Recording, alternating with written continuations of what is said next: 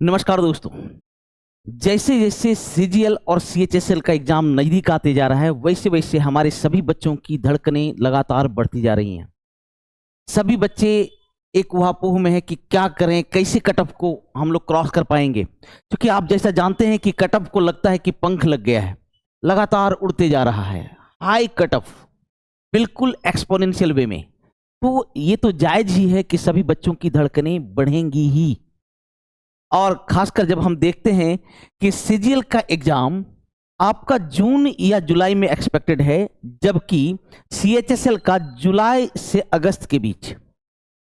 अगर हम रेलवे की बात करें तो एनटीपीसी सीबीटी 1 का एग्जाम भी अप्रॉक्स अप्रैल में होने वाला है। इसका मतलब एग्जाम्स की झड़ी है, अभी सभी बच्चों के लिए गोल्डन अपॉर्चुनिटी है। तो परेशान होना तो बनता है, सभी बच्चे परेशान हैं कि अब क्या करें। तो मैं एक बेस्ट सजेशन देता हूं जिससे कि आप अपनी एक सीट पक्की कर सकते हैं। क्योंकि कहा गया है, रामचंद्र कह गए सिया से, ऐसा युग आएगा जो बच्चा मौक लगाएगा वही सफल हो पाएगा। तो मेरे प्यारे बच्चे, जो भी इस साल 2025 में अपनी एक सीट पक्की करना चाहते हैं, कुछ ना करें, डेली एक मॉक टेस्ट लगाएं, फिक्स कर लें, डेली एक मॉक टेस्ट लगाएं। ठीक है। बहुत बच्चे मॉक टेस्ट लगा रहे हैं लेकिन उन्हें पता नहीं है कि मॉक टेस्ट लगाया कैसे जाता है। मैं बताता हूं बेस्ट तरीका। एक मॉक टेस्ट डेली लगाएं, ठीक है। फिर जितना टाइम इसको लगाने में दे रहे हैं उतना ही टाइम इसका एनालिसिस में दीजिए। एनालिसिस बेहतरीन तरीके से कीजिए। देखिए, मॉक टेस्ट लगाने से आपको कहीं कोई फायदा नहीं होने वाला है, कोई फायदा नहीं है जब तक कि आप उसका बेहतरीन एनालिसिस नहीं करते हैं।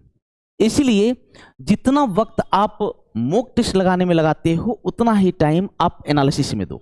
हाँ, अगर आपका कॉन्सेप्ट हर जगह क्लियर है तब तो कोई दिक्कत ही नहीं है। लेकिन अगर आपका कॉन्सेप्ट क्लियर नहीं है तो एनालिसिस बेहतरीन तरीके से कीजिए। किसी की मदद लीजिए, किसी की भी मदद ले सकते हो, लेकिन एनालिसिस बेहतरीन होना चाहिए। दूसरा, कभी भी जब भी आप मॉक टेस्ट लगाते हो तो कभी भी उसे पॉज करके मत लगाओ, क्योंकि ये रियल टाइम होना चाहिए, रियल टाइम सिनेरियो में होना चाहिए। पहला, एनालिसिस सही कीजिए। दूसरा, पॉज बिल्कुल नहीं करें, बिल्कुल पॉज ना करें, एक रिदम में दें। तीसरा, प्रयास कीजिए कि ये आपका जो टेस्ट है वो अप्रॉक्स 11-12 बजे लगाने का, क्योंकि जो रियल एग्जाम होता है, रियल एग्जाम जो होता है बेटा, वो इसी पीरियड में होता है, ठीक है, या शाम के टाइम में होता है। लेकिन इस टाइम में एक रियल टाइम सिनेरियो होनी चाहिए, क्योंकि यही रियल टाइम सिनेरियो आपको, अब यहां पर सोच लो कि आप ऑफलाइन सेट मार रहे हो, वहां पर आपको ऑनलाइन एग्जाम मिल गया, टोटल सिस्टम चेंज कर गया। बात समझ में आ रहा है कि नहीं? वहां ऑफलाइन एग्जाम हो रहा है, यहां ऑनलाइन सेट मारे हो, सिनेरियो चेंज कर गया। तो रियल टाइम सिनेरियो होना चाहिए। इसलिए सबसे पहले जान लीजिए कि डेली एक मॉक टेस्ट मारो। हाँ, जो बच्चे अभी एलिजिबल नहीं है, जिनका आपका कोर्स कंप्लीट नहीं हुआ, अभी परेशान मत होइए, वो सप्ताह में 2-3 मॉक टेस्ट लगाइए, डेली मॉक टेस्ट मत लगाइए जिनका कोर्स कंप्लीट नहीं हुआ, क्योंकि ये आप भी जानते हो कि इस साल आप एलिजिबल हो भी नहीं और सिलेक्शन हो भी नहीं पाएगा। ठीक है, ऐसा नहीं कर रहा हूँ कि नहीं हो पाएगा, लेकिन आप जान रहे हो कि कटअप इतना हार्ड जा रहा है तो पॉसिबिलिटी बहुत कम है।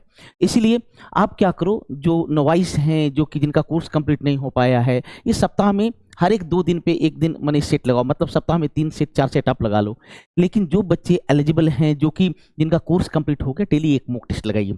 मॉक टेस्ट का एनालिसिस बेहतरीन तरीके से कीजिए, रियल टाइम सिनेरियो में मॉक टेस्ट लगाइए, है कि नहीं?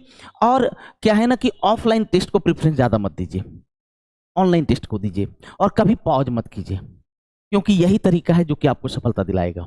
बाकी आप कितनों पढ़ लीजिए, क्योंकि कहा जाता है आप कितनों पढ़ लीजिए कोई फर्क नहीं पड़ता है जब तक कि आप अखाड़े में नहीं उतरते हैं।